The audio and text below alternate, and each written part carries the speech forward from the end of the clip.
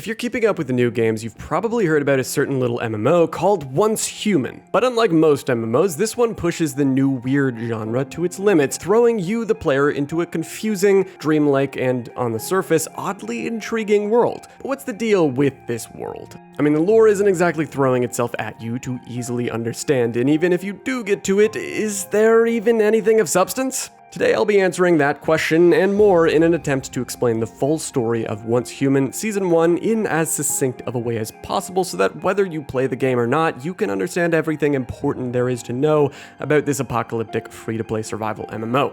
Who were you when you were once human, if at all? Why are these strange blocky things mining ore at the speed of light? And for the love of God, what is this bus doing? Welcome to the story of Once Human.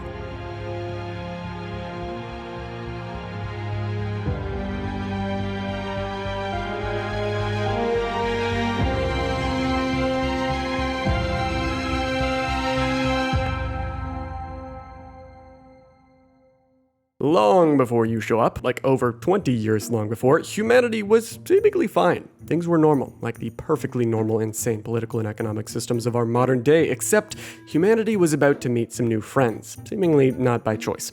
Rifts between space-time opened up, creating small portals between our world and a place called Rift Space, some kind of new weird eldritch horror pocket dimension, and through it came this weird substance called stardust, as well as these things called deviations. But what are deviations? Well, they are objects that are formed as a result of people's strong bonds or connections with said objects. In other words, if someone had an attachment to some metal toy that happened to look like this dude, and if both were affected by stardust, this could have been the potential to turn the two, or maybe just the object itself, into a deviation, kind of bringing it to life in a sense. Although characters like Lo make it clear that deviations don't seem to have a sense of moral agency and thus cannot be judged on their actions like a person could. Though if my definition for a deviation isn't suitable, the game actually defines them as being the materialization of human thoughts caused by stardust decay, further adding that whatever is on your mind, no matter what, a flying horse or a pig on a unicycle, once the stardust decays inside you, that horse or that pig will materialize in front of your very eyes. Behaviorally, deviations act however they want, in at times very unpredictable ways. Along with stardust decay creating deviations, there are also deviants, which the game constantly refers to the enemies by. Whether they're the human enemies like the vultures or the zombie-looking things, deviants, unlike deviations, just seem to be kind of generic, negatively affected human-like creatures that were corrupted or tainted by stardust in some way. While deviations, deviants, and the overall effects of stardust weren't too bad at this stage, it didn't take long for corporations to take notice, which, as it always does in these sci-fi stories, inevitably led to catastrophic events.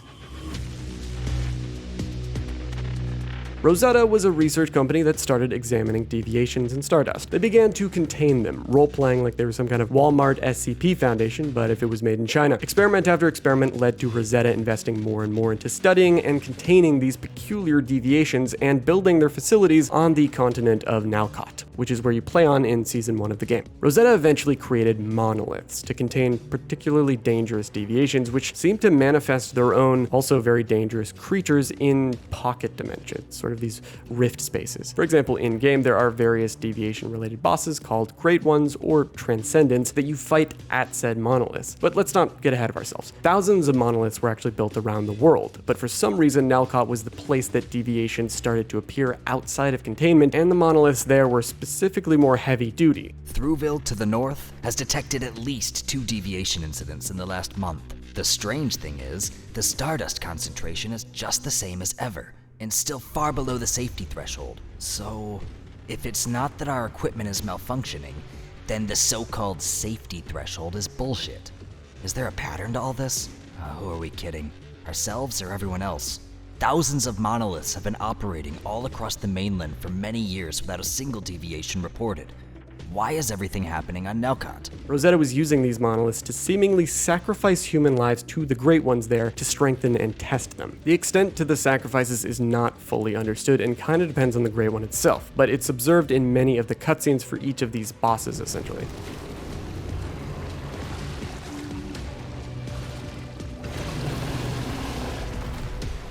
Rosetta may have started out with good intentions, but it obviously turned into an extreme utilitarian corporation, and its effects on the environment by helping to spread pollution of stardust and use the deviations for their own means, including literally consuming the deviations to create ascended beings, meant that eventually all of this was going to have some really negative consequences, a kind of boiling point. And it did, because out of nowhere, an eldritch horror of arms, hands, and fingers entered our reality through the rift space and started fingering everything. This spaghetti monster here is called the MMO, and it brought on an event known as Starfall. This Starfall was incomprehensibly bad for humans, because stardust began massively proliferating and spreading over the planet, or at the very least, the continent of Nalcott, and wait, stardust kind of reminds me of another funny little substance in a not-so-distant survival game I can recall. Anyway, Starfall was basically an apocalypse-level event for humanity, and from there on, everything went to shit.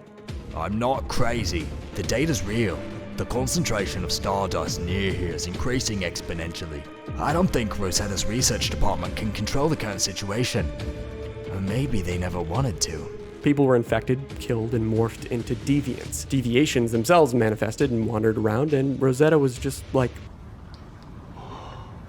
oh no. But unlike that adorable ape from Planet of the Apes, which by the way was voiced by Greg Heffley's dad in Diary of a Wimpy Kid, these motherfuckers couldn't feel remorse because they went and started developing artificial humans called metahumans. And I'm not talking about the Unreal Engine 5 ones. I love you guys. I love you too. I love you too. These are basically deviations that are like humans and have sentience, I guess. They created two main ones that end up being pretty relevant characters in the story. LD-081, who was named Mary and given the surname of Ames after the head of the Gene Research Department, Marcus Ames. And then there was DVT-011, which was named Mitsuko. Mary was a dangerous thing. She killed all of her siblings in the human test tube and went on to be raised as a killing machine, basically. She entered the chain of command at Rosetta itself, and then just at some point became chief of command of the entire continent of Nalcott, of the specific, elites of Rosetta. She also went on to basically lead the evolutionist movement, which had the goal of consuming deviations and becoming gods or evolved humans. Mitsuko, on the other hand, was quite a different story. She had a very unique ability to sense tiny fluctuations in stardust and even to create deviations of her own. She was pretty special for being able to do this, and Rosetta wanted to exploit the shit out of her because, in gamer terms, they got pretty lucky with their Mystery MMO loot box and happened to create Mitsuko, which then meant they could use Mitsuko to create infinitely more mystery loot boxes. Kind of a win-win, right? Well, except for the human rights being subtracted from that equation. Oh yeah, and Mary wanted to feed Mitsuko to her dad so he could become a god with her, I guess. What? But with all of that said, not everyone at Rosetta was a bad person. Some people believed that metahumans deserved rights, and that deviations deserved to not be exploited as if they were nothing more than a pure resource to be extracted. One of these activists, you might say, was this guy named Victor Hammett. He cared for Mitsuko a lot, and after trying to reason with Rosetta and even Mary, which didn't really get him anywhere, he came up with a plan to fight back against the corporation. Victor encouraged Mitsuko to either create or sort of free the metahumans, which she was able to do because, well, she could create deviations, and metahumans seemed to at least be some form of deviations. So from there, Victor helped Mitsuko escape, and together they formed a group of metahumans called the Mayflies. Their whole shtick being small yet invincible, built to endure. Yet, ironically, this was quite the opposite of what the Mayflies would ultimately become, with the Mayflies' goal being sort of to stop Rosetta. In order to do that, they wanted to kill the Great Ones that Rosetta had basically created in their super mega monoliths on Nalcott, because they were obviously really dangerous. I'm not entirely sure if they succeeded in doing this, considering that these Great Ones are still around in the game when you find them, but otherwise, the Mayflies weren't just a militia group. Their goals reached beyond just fighting Rosetta, because with Victor's help, they built new technology to harness and work alongside deviations without harming them, instead of, just using them as fuel. Victor came up with this cradle thing, taken straight out of Death Stranding, which Mayflies could wear to basically team up with deviations. I feel like it's missing the baby that gives you a thumbs up, though. But the Mayflies also made use of securement facilities to keep deviations safe so that humans could live alongside them without, getting cancer. The Mayflies were doing all this great stuff, but unfortunately that part about them being built to endure was only a little bit true, because eventually Mitsuko led the Mayflies into battle against a Rosetta base, and about 90% of them were killed. Then Victor turned into a crow for some reason. I've seen the edge of the sky. I've met the lady with the wings. I've traveled to the nest, not by choice, but by crowbar. You don't want to. I don't know what you're talking about, guys. This is where we fast forward to 20 years after Starfall had first taken place. So when I said like 99% of the mayflies died, that was like all of them except for you and this guy. He ran away. But you, well, you suffered some mortal wound with this strange knife plunged into your chest, and Rosetta took you and put you in your own little container. They studied you for a while until one of Mitsuko's lovely little deviations, this butterfly, showed up and holy shit. Did the butterfly do that? You escape after this guy gets completely f***ed. And then this is where the game starts. We finally get to talk about where you come into all this. See, the idea was that, back in the day, you had fought alongside the other mayflies before you got super injured, captured, and literally lost all of your memories of like your entire life before. Hence why you seem a bit confused when you finally escape. You get your hands on your cradle, which had been found next to your body by Rosetta however long ago, and Bird Victor just shows up, who now just goes by V. He kind of ambushes you and he's like, yo, we need to go find Mitsuko and like skedaddle out of this place. So you leave the facility, find Mitsuko, and start to piece together the story, which they throw at you like immediately. I used to be like you once, and you're not a monster. In fact, you're very, very special. After you start skipping the incessant dialogue between Mitsuko and V, who are trying to explain the entire lore of the f***ing universe to you, you can finally play the game after killing a sort of tutorial great one. But before then, you get vored by this door, which V already told you is safe, so I don't even know why you're resisting it so much. And then you're basically on your way out of the interdimensional pocket pussy of a battle bus. And this is where your journey truly begins. That is an unhinged f***ing sentence, what the And this is where your journey truly begins. Now, I want to make a disclaimer. While this isn't exactly lore, I'd like these videos to include useful information outside of the story, so just so you're aware, it took me almost as many hours as it took me to play through the entirety of Elden Ring and Shadow of the Erdtree just to get far enough in Once Human, which was like 99% through the first season, to get to where I was confident enough in all the evidence I'd collected about the lore to make this video you're watching now. And I tell you this because I just want you to know what to expect with this game and how much of a time sink it is. I say that not in a negative way though, because when you fall out of the sky and decide where you want to start, holy shit does this game grip you harder than a church pastor who just spotted a miner. With that said, you, Mayfly, scour over the decrepit and apocalyptic landscapes of Nalcott as you uncover what happened to this place, slowly piecing together the history of Rosetta, Starfall, the people, their governments, and your own story. You find settlements again and again that are basically each time connected in some way to the monoliths and the great ones inside of them. While the NPCs' mouths sometimes don't move while they're talking, you begrudgingly accept their quest to go and slay the great ones, and through these experiences you realize, holy shit, these cutscenes are actually pretty fucking cool. Complete. As you're breezing by these bosses like you're Chris Hansen telling them to have a seat, Please have a seat. they eventually start getting a little harder, and then suddenly it jumps to like impossible difficulty with this tree dude. But most important of all, for the purposes of this video, you might be asking, Ned, why don't you tell us about their lore? I'd love to do that, but the cutscenes are about the only thing to do with these bosses that have any amount of substance, because the actual backstories of how these great ones were created and how usually the leader of the given settlement you're required to talk to was wronged or had some weird relation to said great ones have about as much depth as the script for the Borderlands movie. So I think it's best we just skip that part. They're really not important to the overall plot. I'm just here to feed my dog.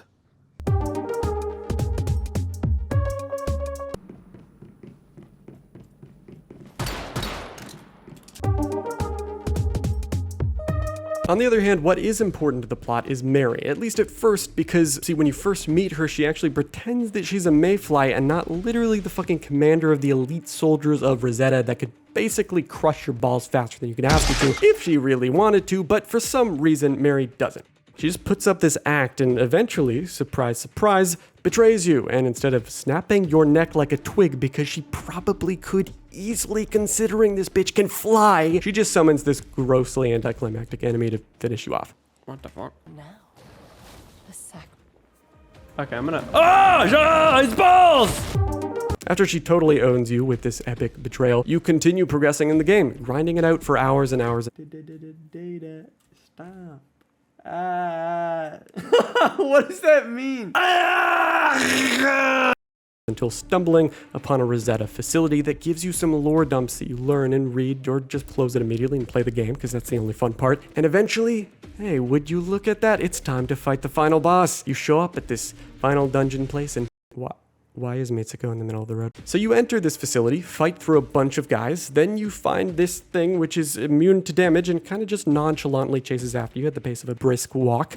And you find out that this is actually a deviation minion thing that is being controlled by Mary's dad, Marcus Ames. And in order to stop this thing, you need to kill his body. Whoa. So you get to his body, he's just chilling here, and you just shoot him. This isn't the final boss though. I mean, obviously, we're gonna go and fight Mary, of course, which is what the story's been leading up to this entire time. And, oh. Okay, she's just gonna walk into the door's closed. Is that what you think? Why are her lips not moving? So instead of giving you a satisfying boss fight of Mary to conclude the main story of season 1, she kind of just villain monologues to you and then gets fingered by the thing I briefly mentioned way back when, the Manibus, which, if you don't recall, this is the sort of original entity that caused Starfall. See, the Manibus really likes these things called staroids. What are staroids? I don't know, maybe some big old chunks of stardust? No clue, because it doesn't even have an item description. But my theory is that Rosetta, through everything they had done, attracted the Manibus through Rift Space, and he was like, oh hey, there's staroids here. And he just started slurping them up, and then Rosetta was like, hello good sir, we have a business opportunity we would like to share with you, and okay, this theory is kind of ridiculous, but you know what I mean. Basically, the Manibus is here, and it's trying to end the world, and shit, I guess Mary wants to use it to become a god and like take over the world, and I'm gonna be honest, if this cutscene has taught me anything, it's that Mary's ass has more substance than this entire game's story. Ass. Booty. To conclude, what comes next? Will season 2 be a new map? Will it be an expansion of the current one? What's gonna happen with the lore? Will it get better or will it get worse? We're only gonna know in time. But what I do know is that this game, while having a pretty poorly written and executed story, is a lot of fun. And this video doesn't really do it justice as a whole. While I can make fun of the game's attempt at a narrative all day, I assume as someone who honestly hasn't sunk that much time into MMOs overall, that Once Human having a lackluster story isn't exactly uncommon in this genre. MMOs are designed to create addicting and engaging gameplay loops, and having a compelling story that doesn't tick every single cliche sci-fi box is not central to said gameplay. But hey, maybe I'm being too hard on the game. I want to know what you think. Leave your thoughts down below. This video took a ton of research, so please do click the subscribe button below for more videos where I explain the stories of your favorite games. Also, let me know what you think I should cover next. And as always, thanks for watching.